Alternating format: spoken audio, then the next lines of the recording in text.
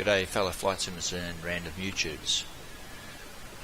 Today I'm doing a particular flight and we're at Dodge City Regional Airport down here, and we're going to do this short flight. And the purpose of this particular short flight, we're going to fly into Garden City Regional. And now, first thing you've got to do is assume that we're under IFR conditions. If you see here with these green dots, if you know how to read META, it says we've got winds of 1304 at 4 knots, 10 square miles, clear. So we've got ideal VFR conditions to fly this in the real world. But let's for a minute assume that we're going to fly IFR. Okay, and in particular I want to talk about approach into Garden City, and it's this approach here. It's the ILS runway 35, and you think, well, what's no big deal about doing an ILS approach into an airfield?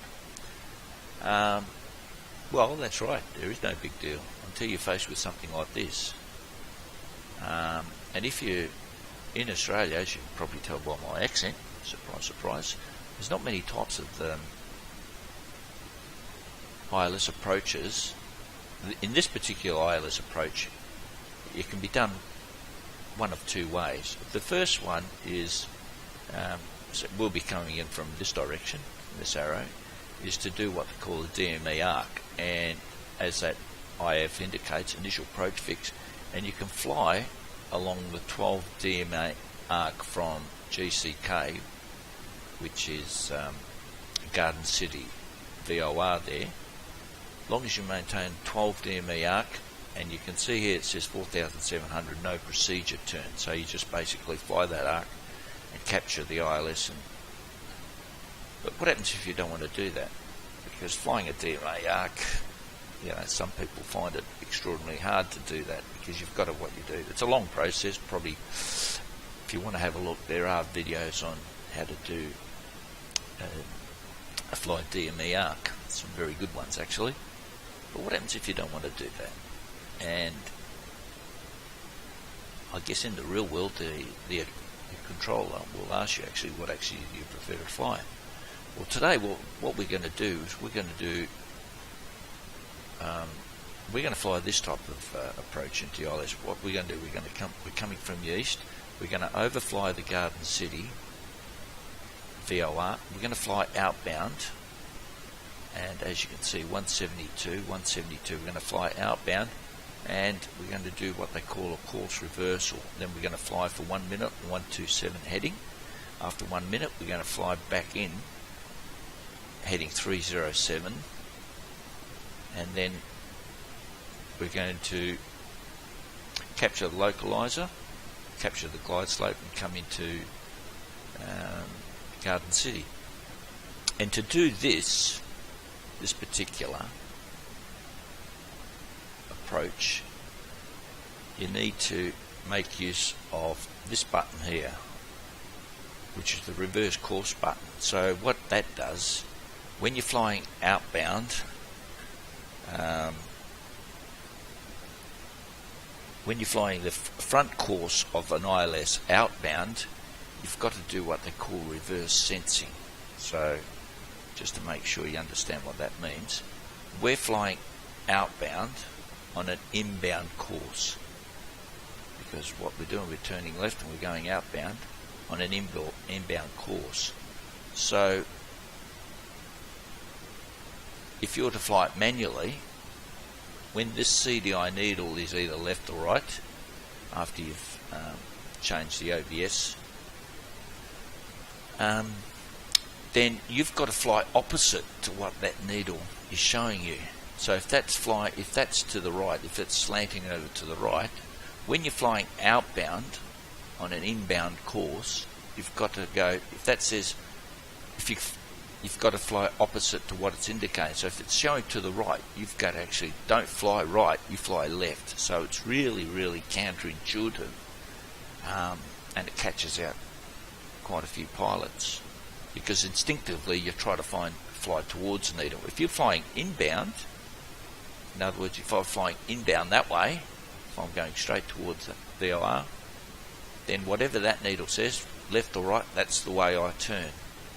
But this time we're going to fly outbound, so it's going to be challenging. I haven't seen any YouTube videos. If any people on this particular type of use of and what we're using is a kap140, as you can see down there. We're using the kap140 140 Autopilot. So throughout this video we're going to use the Autopilot, because I'll be talking and yeah, so I don't want to sort of mess up. So the Autopilot will make my life easier. I'll probably sort of indicate a few functions of the Autopilot as well. It's pretty straightforward when you look at it. I mean, when you look at this heading nav approach, we'll be using these particular two buttons here, and of course when I'm en route, flying en route, I'll be using that altitude hold button, because we're flying at 6,000 today, because we're in high terrain here. I mean, have a look at the airport elevation for Garden City is 2,890, and you can see that we've got to be, we've got to descend down to 4,000, not below 4,700 outbound, and then fly inbound at 352 degrees, and then capture the glide slope and come into Garden City. So, without further ado, I've just set up my radios. I've unpaused it. I'll unpause it. Okay, so what we've done, we've tuned 108.2. So what is 108.2? 108.2 is Dodge City, and we're down here, so we need to fly the 332 radial. So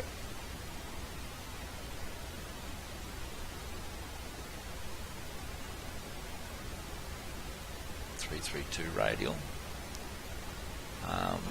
and as you can see, I'm bringing my mistress Heidi with me today. She wants to go on a jolly. So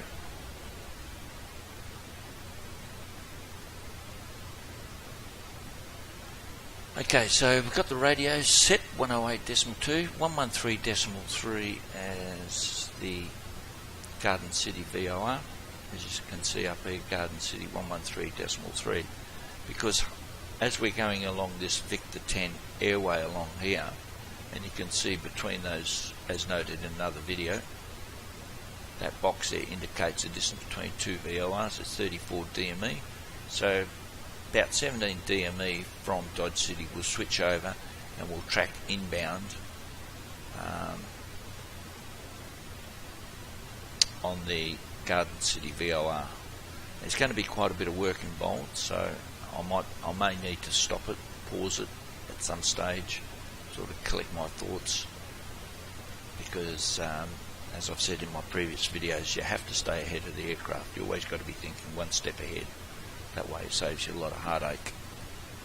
Okay, so now, once again, in my other videos, if you've seen them, flight simming is all about, you can either make it unrealistic as you want, make a YouTube video, and tell the world what you impact your knowledge on the world without really knowing what you're actually doing. Or like some YouTube videos are really good, they really know what they're doing, and they impart their knowledge to the general public. I like to keep it as realistic as possible. Garden City, if we're leaving Dodge City and we're on runway 14, if I press my middle mouse button there, it opens up this, and you can see there's a chart supplement here. Now, I'm on runway 14 at the moment, and you think, well, which way do I turn? It says here, traffic pattern left. So what I'll be doing is I'll be doing a left turn. We'll have a look. There I am there. And I'll be doing a left turn, and then trying to hit the 332 radial, which is going to be going up that way, and track inbound.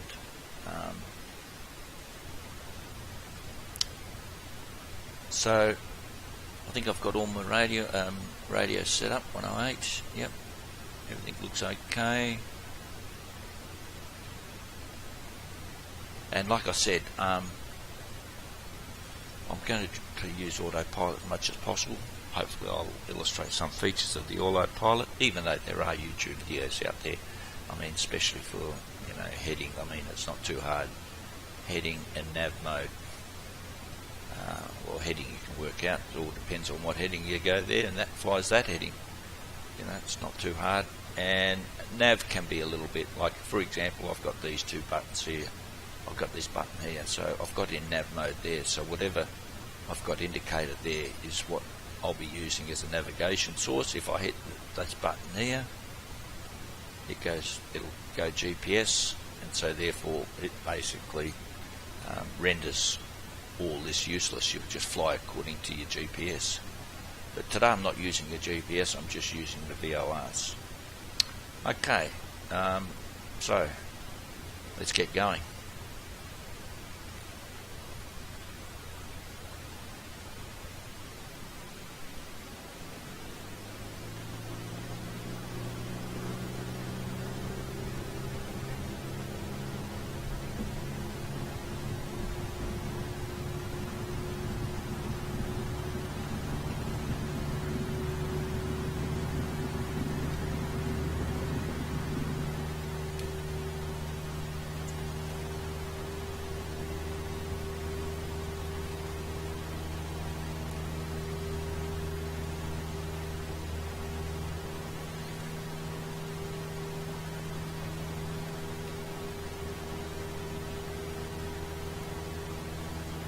Try to run my heading as best possible. Put a bit of crosswind there. The wind's pushing us to the right, so we'll make our right turn now.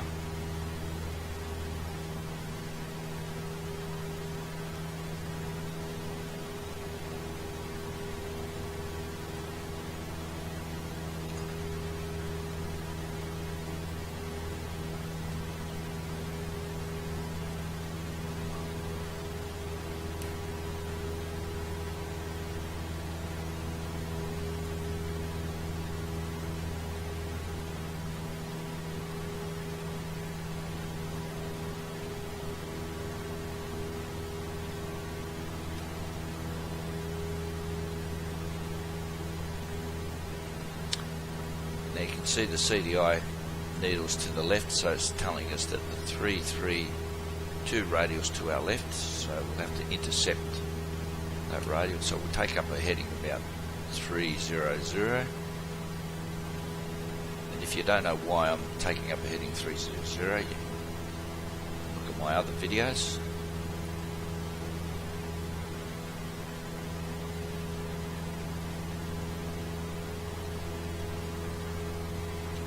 See, it's a cold day here, -3 degrees, bit of snow on the ground there. Okay, so just ease off on the power.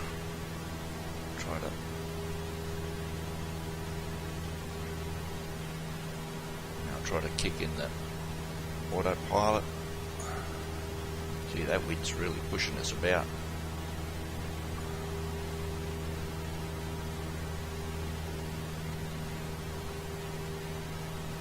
Okay.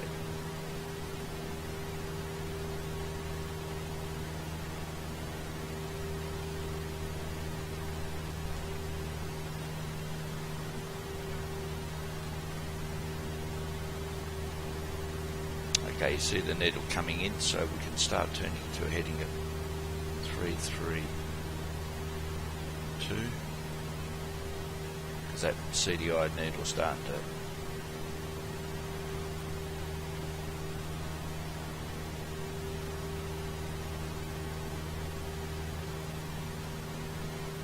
okay, I press the nav button and that should line us up that we should be tracking towards the 332 radial. I'll just bring the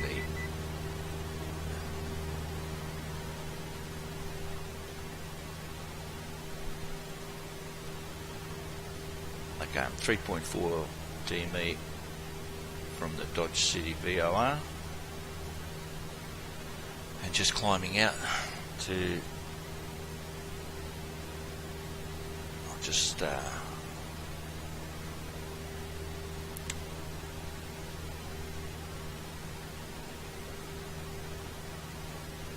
okay, I'll just pause it here because I just want to just get your thoughts.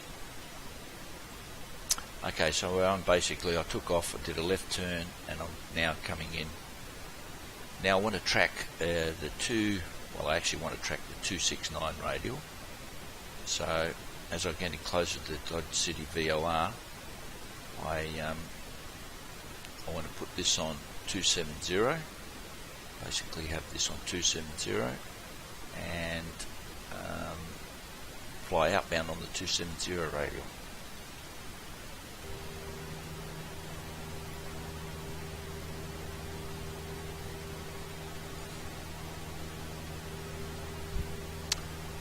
Just keeping an eye on how far away we are, about 1.5 to 2. About 1.5 miles from Dodge City. We'll start to change the OBS indicator to 270. Sorry, 269 doesn't matter. 270, same thing.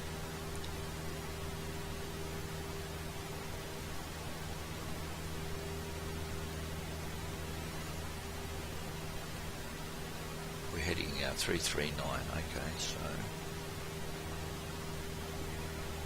339.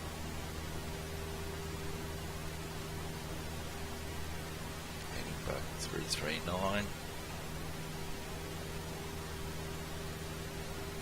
Change this to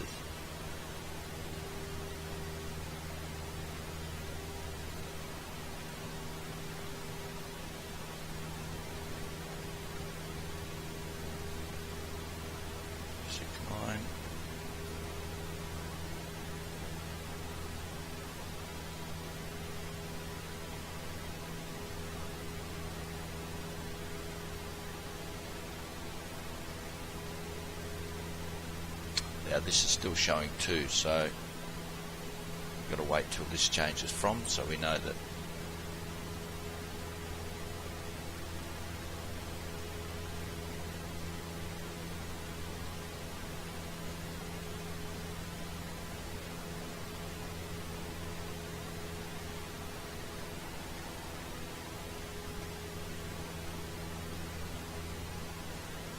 there it goes. I need to quickly, we've overshot.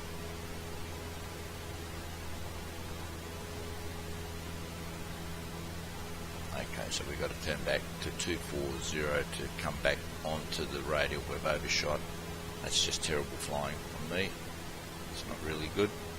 Doesn't matter. We'll get back onto it. Okay, now it's the CDI need to start to come back now.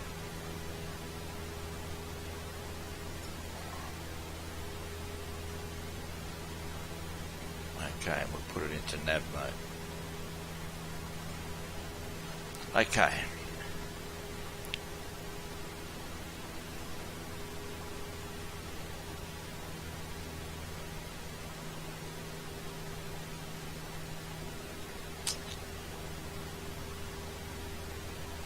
You can see that Autopilot's working overtime here.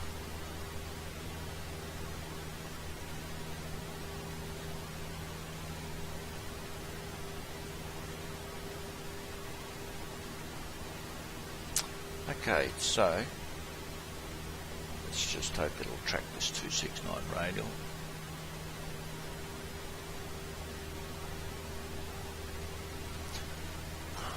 Okay, so we're 2.9, as you can see, we're 2.9, 3 miles from the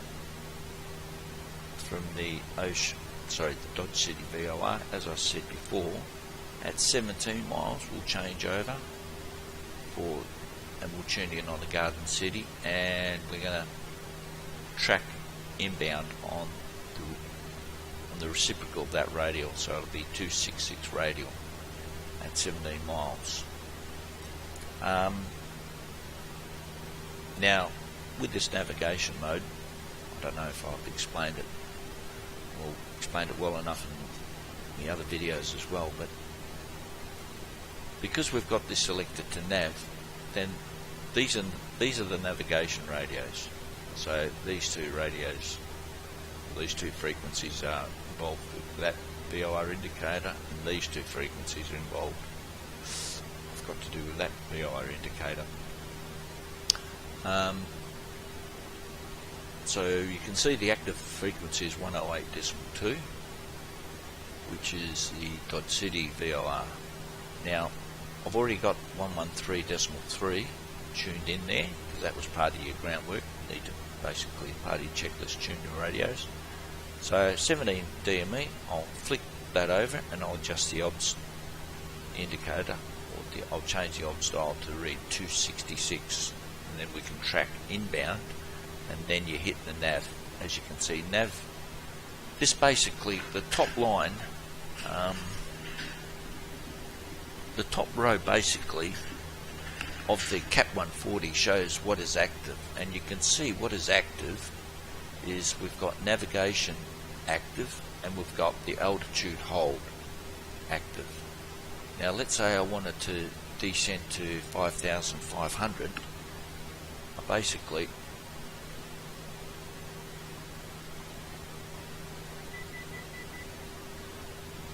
$5,500, but nothing happens. Now if I need to go down to 5,500, obviously I'm going to take off the power down to about 1800, and then I've got to take it out of altitude. See how this, and the bottom row, sorry, let's just go back one step. The top row basically says what is active, and the bottom row says what is armed. So you can see that I've armed altitude. Now to change altitude, I need to disarm that.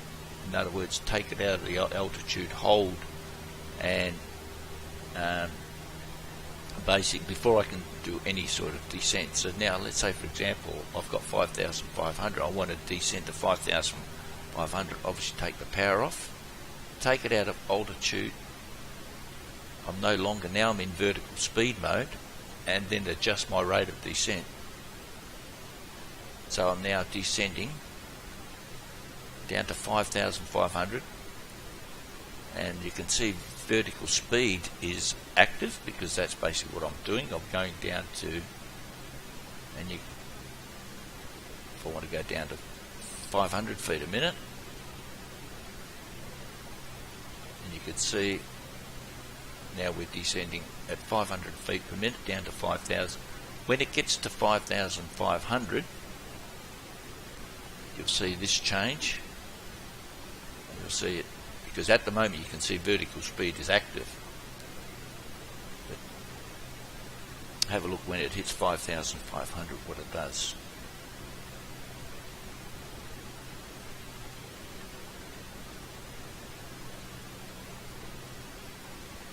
Goes back to alt, because now alt is active.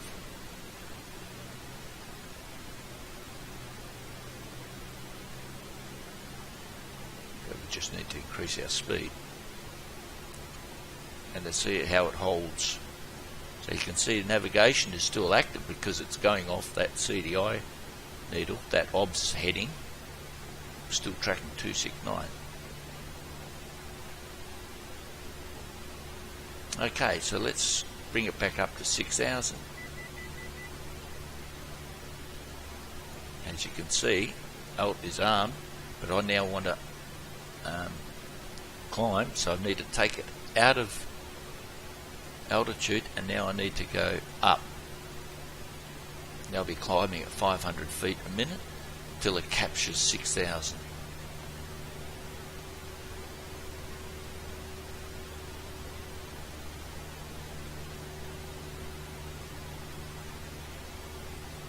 And you can see here it's going up to 500 feet a minute.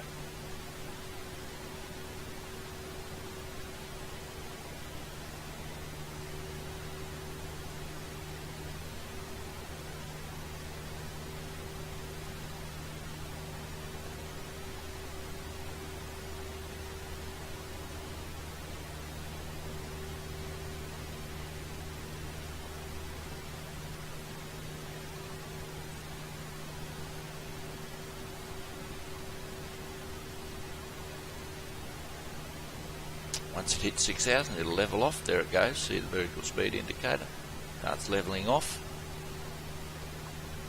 Obviously the airspeed starts to increase because we're flying level. And you can see altitude is armed. So that, as I said, the top row basically is what is active, and the bottom row is what is armed.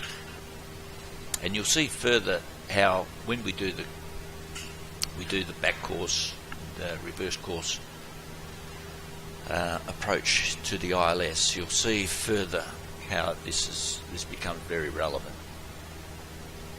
Okay, so we're coming up to 14 DME from Dodge City. So as I said, about 17 we'll change over and we'll tune it into the Garden City VOR. Just as I've got active sky, just these winds today, 341 at 8 knots.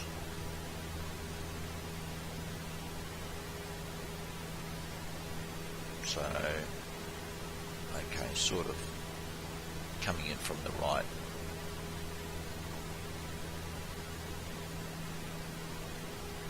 Yeah.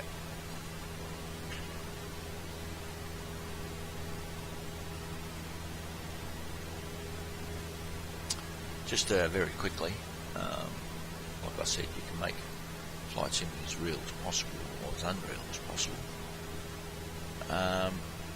That's the VFR charts, of course, because in real world you'd be flying VFR.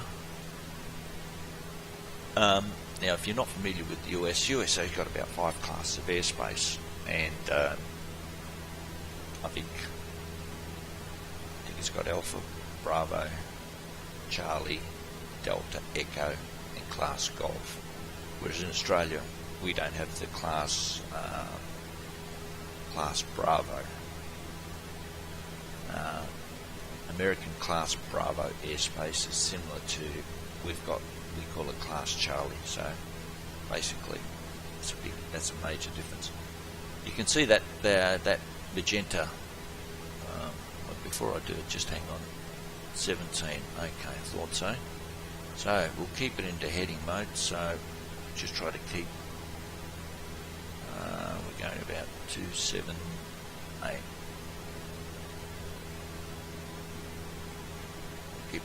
Put it into heading mode so it maintains that heading. Now I can muck around and do this because I've kept it in, so we said 266 inbound. Make sure now we're showing the 2 flag, and we want to get on the 266 radial, so we hit nav, and nav is armed, and it'll probably do a bit of a wobble. There it goes. Trying to work out 266 on our right, which is a little bit, as the needle shows.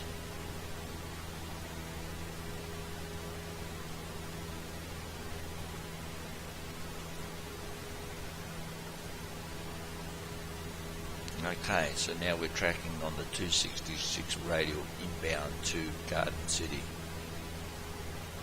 And we're about 15 nautical miles away from Garden City. Okay, let's go back to the charts. That's a Class Echo because it's got the magenta, and that there is a class. Hang on, class. Before I look like an idiot, I better make sure what it is. This chart supplement, right down the bottom. Dodge City is a Class Echo. Now, if I go back to my flight plan and click the middle mouse button there, it gives us Garden City, and Garden City down the bottom there is a Class Delta. So you've got to be aware of that. If you're online, each class of airspace you're afforded different services. I'm not 100% because I don't fly online very often, but so you've got just to be aware that you're flying into these different airspaces. So yeah, that's where you get information from.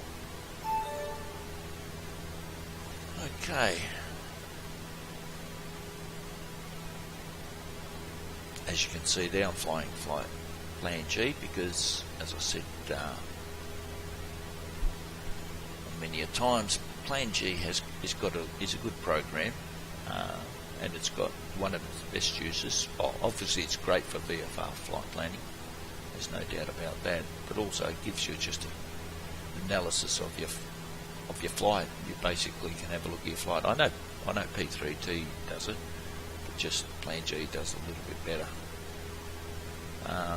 As long, now that's another thing, as long as you've got your Plan G database up to date as well.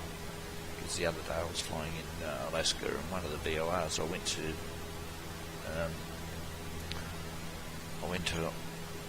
onto Sky Vector, and one of the VORs is missing in the Plan G database. So I found a website that basically does an update on your P3D VORs, all your navigation stuff, and just so be aware of that. Just did an update. I'm not sure. I'll put a link. I'll try to, if I remember, I'll put a link down below and just show you we can update your P3D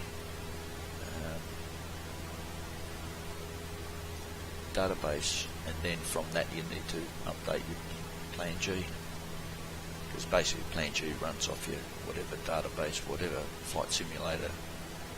Okay, so we're 9 miles away from Garden City. Okay, so what are we going to do?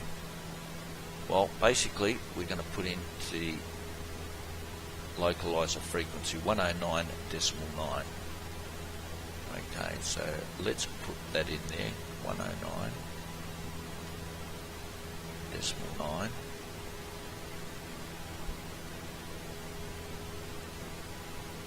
Okay, so this is how it's going to work. As I'm flying, as I'm approaching the Garden City VOR, and in order to intercept and fly the ILS front course outbound, what I need to do is set the OBS front course. I need to set the front course on the OBS, and in our case it's going to be 352. So I need to set that to 352, and hit this little baby here, which is the reverse, basically a back course, or the reverse button. So because, as I said before, we're going to be doing course reversal. We're going to fly opposite to what we do inbound. And I think that in the distance there is Garden City. Yep. So we're going to be coming in from there, and we're going to do in the left, we're going to fly outbound, and we're going to do this turn, procedure turn.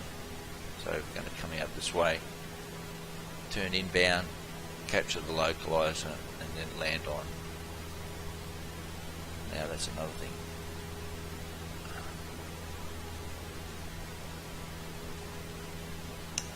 Let's see what the weather's like. Now that's, you should always, okay, we're very lucky. We're very lucky. The winds are calm, so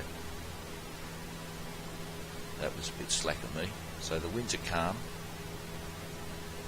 Yeah, the winds are calm at Garden City. So what we're going to do is we're going to do the ILS runway 35. Would have been interesting if the winds were from the south. That would have been interesting.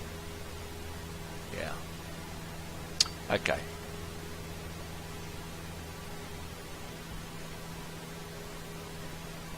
There's Garden City there.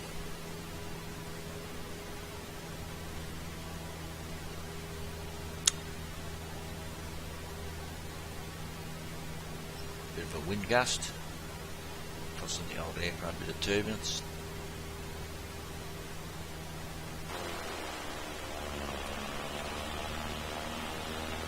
Civil Air Patrol.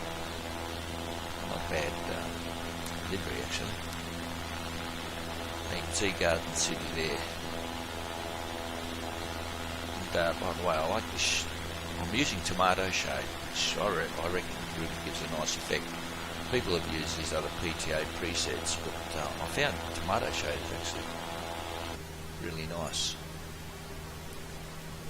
So let's get it in my head what I want to do. I want to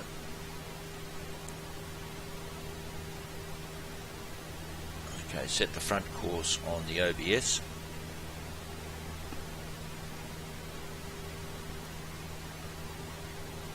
And 352.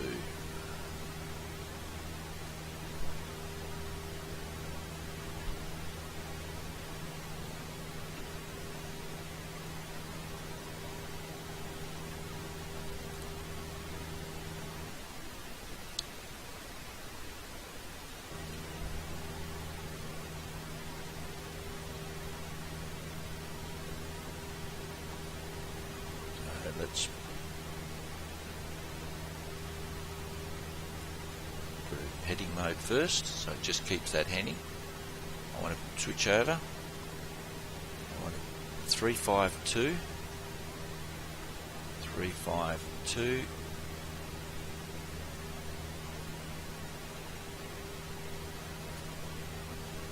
and I went to hit reverse.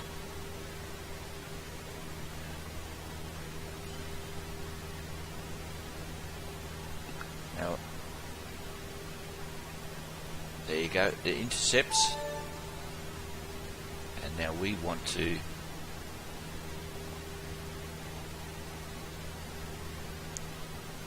set our heading bug to 352.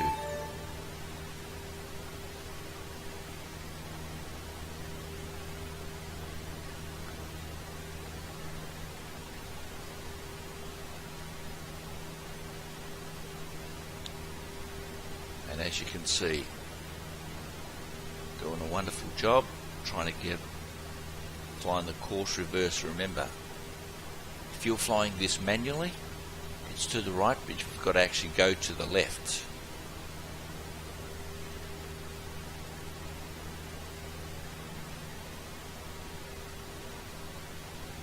Actually localised as alive.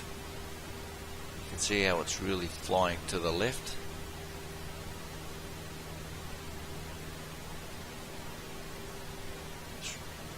Poor old autopilot's trying to find this.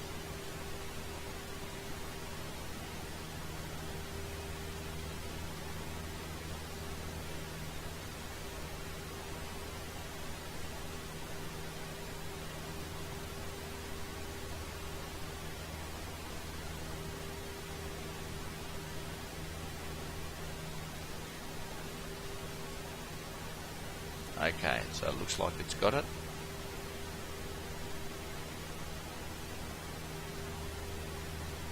Maybe not.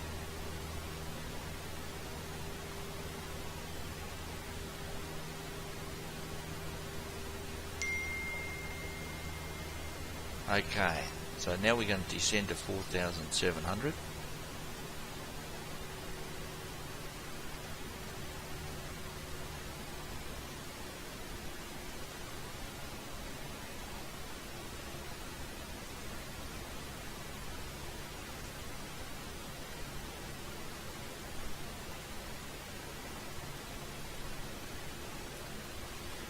Okay, so now we're tracking outbound.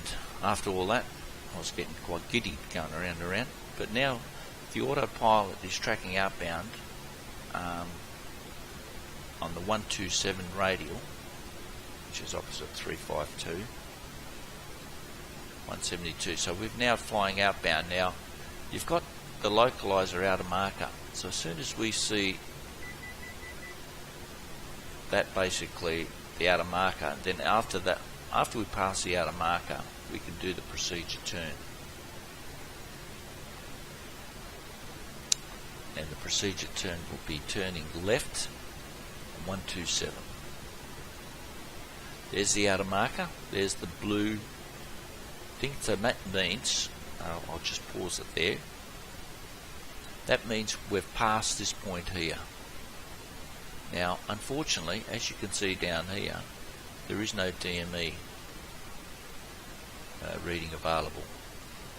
But we do know that that there has told us that we've passed the outer marker outbound. So we're around at this point. So at any point now, we can, after we've passed the outer marker, the localised outer marker, which is also the initial approach fix, So it's the initial approach fix for the course reversal. So we'll turn left heading 127, start the timer, 1 minute, then we'll turn right heading 307 for 1 minute, and then we'll initiate the approach button, which is this button down here, this little baby there. We'll initiate, we'll hit that, and the autopilot will capture the localizer and the glide slope. And actually this is something that I haven't seen on any YouTube videos yet, that the autopilot flies the descent, or basically flies it for you. Obviously it doesn't auto land, of course, doesn't have that functionality, but it actually captures the glide slope, and you don't have to worry about any rate of descent. Normally, if you're flying a GA aircraft like this, you'd like to fly it manually, because, you know, that's why you fly GA aircrafts, to have more hands-on experience. And just a quick note, you can see there, that's how we're above the glide slope. Normally when you're coming into a glide slope, you like to come from below the glide slope. And if you can imagine, you're flying along and see how you like that. You don't want to be up here, otherwise your profile and your descent rate is going to be really profound. So you want to come in below the glide slope. There's the glide slope, that dark area. You capture it and you start descent. You don't want to be up here, because you'll never capture the glide slope. You want to always come from below.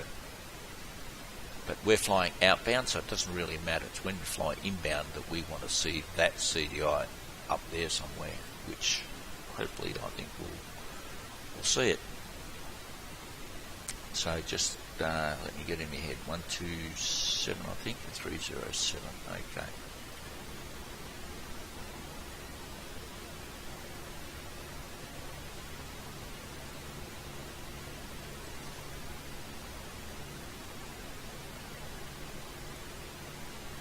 Okay, we've passed the outer marker.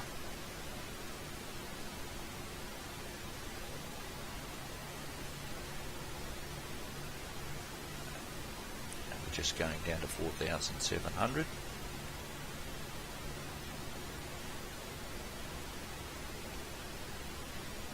Just want to lose the rate a bit more. Normally you like to do an approach about 90 knots. I think that's a really good approach. Okay, so what we've got to do is we've got to hit the heading mode, because we want to put into heading mode. So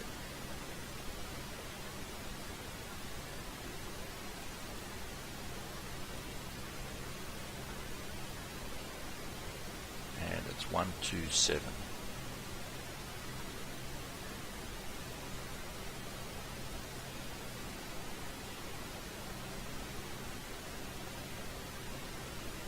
As soon as it's, oops,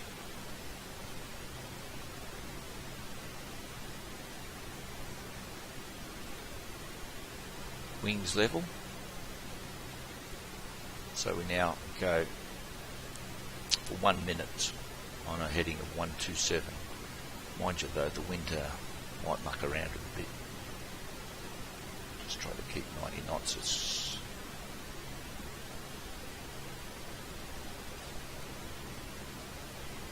Remember, we maintain 4,700 as per the chart. You see the chart 4,700, and when we're flying inbound, so we can keep this altitude 4,700 until we intercept the localizer.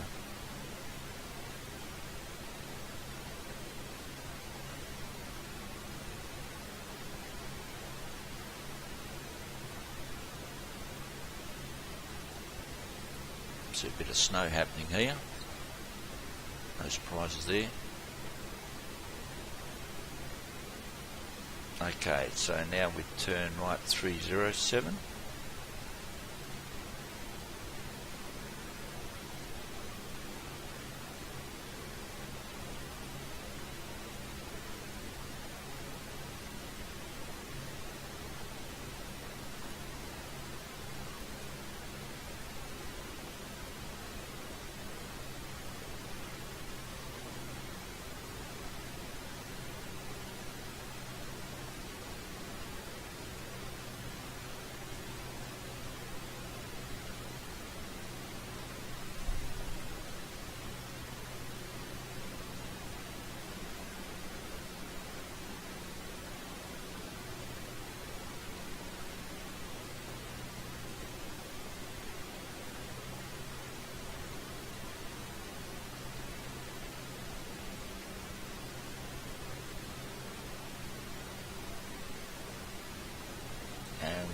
once we're wings level, we hit the timer again for 1 minute, and then we change this to front course, or heading for 352. So we hit approach. I should have hit that timer. And we hit the approach mode, and that will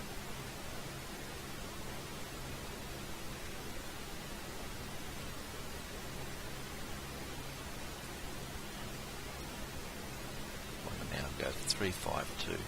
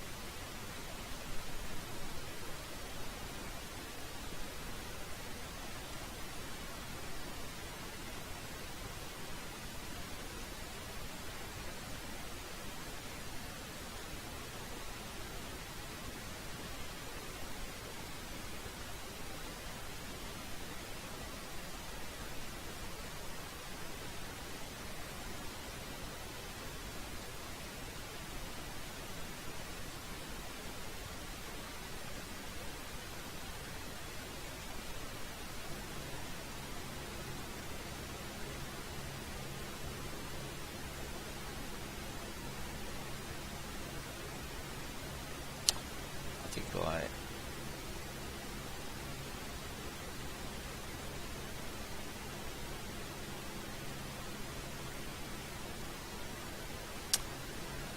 slight mess up there, sorry. I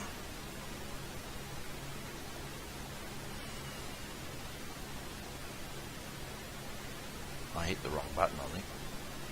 Not sure what I did there, but you'll see. Okay, barring that incredible stuff up,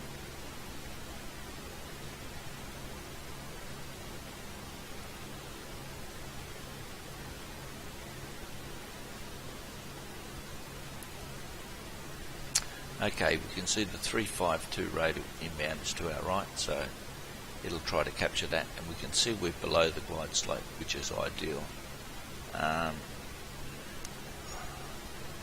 As usual, when you're doing this offline, everything goes well. When you're doing it online, stuff up. Welcome to YouTube. You see how that's heading 030, which is like the previous. It's intercepting this, trying to intercept this 352 radial about 30 degrees. So you can see that. Now what we need to do is change our descent and this approach altitude at 3,100. So what we'll do there. Now you can see glide slope is armed. See down there? I'll see. Glide slope is armed, but that doesn't mean we've captured it. It just means it's armed. And this is obviously we've got approach mode and altitude mode captured. And here it goes. It's captured the localizer, and in the top left hand you can see the runway in the distance there. You can see the glide slope. We still haven't captured the glide slope yet.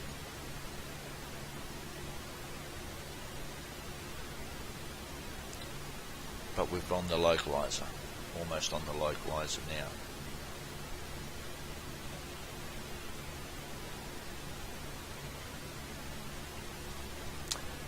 And when it captures the glide slope, then it's just a matter of just adjusting the throttle, just adjusting our speeds and watching our speeds.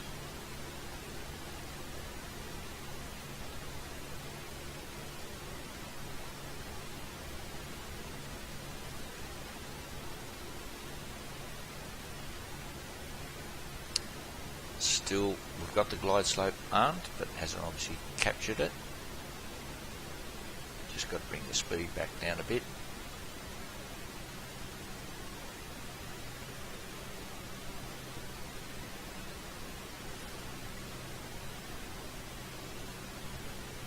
Okay, you see the bars there, 2 reds and 2 whites. That means we're on profile. We're on the outer marker, see that outer marker? And we've captured the glide slope. How do I know that? I'll pause it.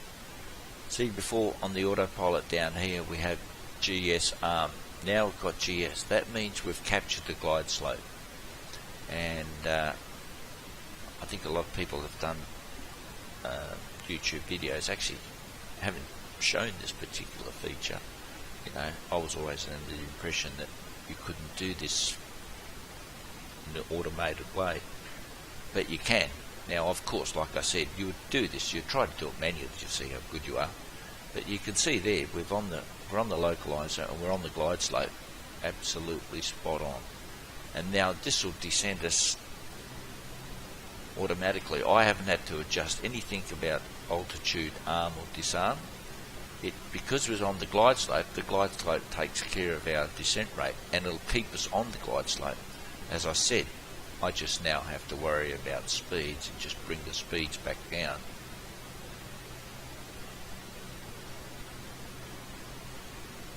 I'm putting 1 notch of flaps. It'll balloon up, of course, you expect that,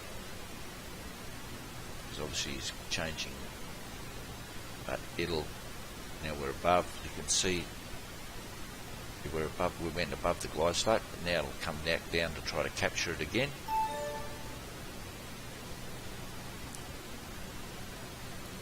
So we're back on it, you can see.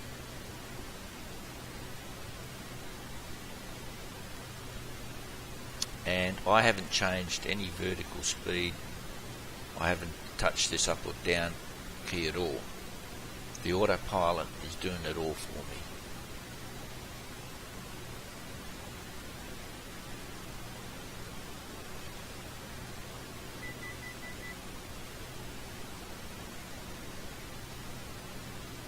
Okay, so it's coming up to about 50 odd minutes.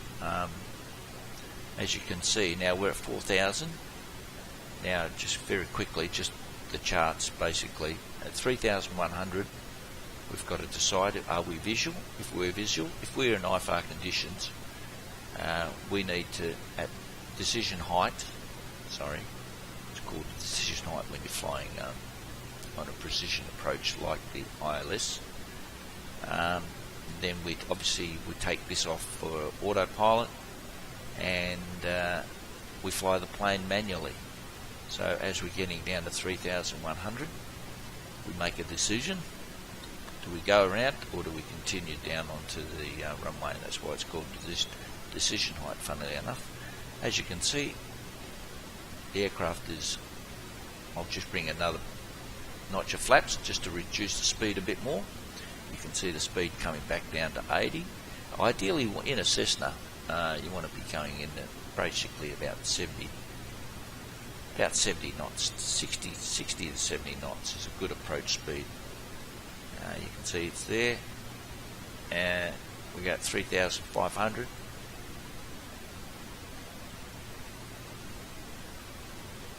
.400 feet to go, 300 feet to go before decision height.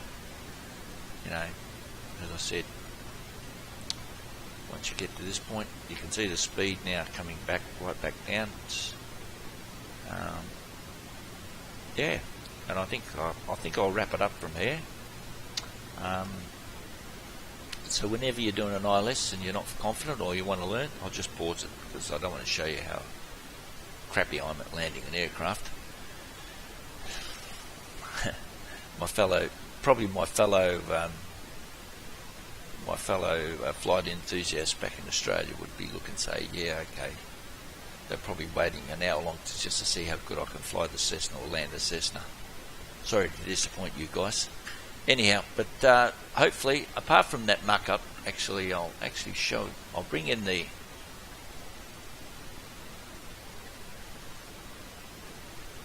Now, as you can see here, this is where I mucked up, because I think I hit the reverse and it did all sorts of funny things until I got back down. But everything else is basically spot on. I took off, did a left turn, intercepted that 323 radial. Then, like I said, I overshot it there. I'm not sure. That's something that I'll need to work on in the future. So that's an aspect of my flying I could certainly improve on. And as you can see, we're tracking outbound on that radial. Sorry, we're along the Victor Airway along there, that little thin line, and not the dark line, Peter, if you're watching. That little squiggle there is where I changed over from the Dodge City VOR to the Garden City VOR, and we're tracking the 266 radial, if you remember that. So we're tracking that beautifully. And then we tracked outbound, and this is where it did that little, that's where I said I'm starting to feel seasick here. It was where the autopilot was trying to find that radial outbound, the 172 radial outbound. So we did okay there, and then we did this procedure turn, which was good, and that's the point I stuffed up. But somehow, miraculously, I managed to get back in. I think I pressed the reverse button instead of the approach button, and that's where it all went to shite. But I managed to recoup it. I guess if I was in the real world, I would have probably failed this because of that. Any pilots watching out there can tell me. So apart from that and that little sort of overshoot there, everything else, while I was flying autopilot, so you know, can't be too bad. Yeah, so apart from it was not too bad. Like I said, that's the only big stuff up that I did there. So okay, till next time, take care, and we'll see you around. Cheers, bye.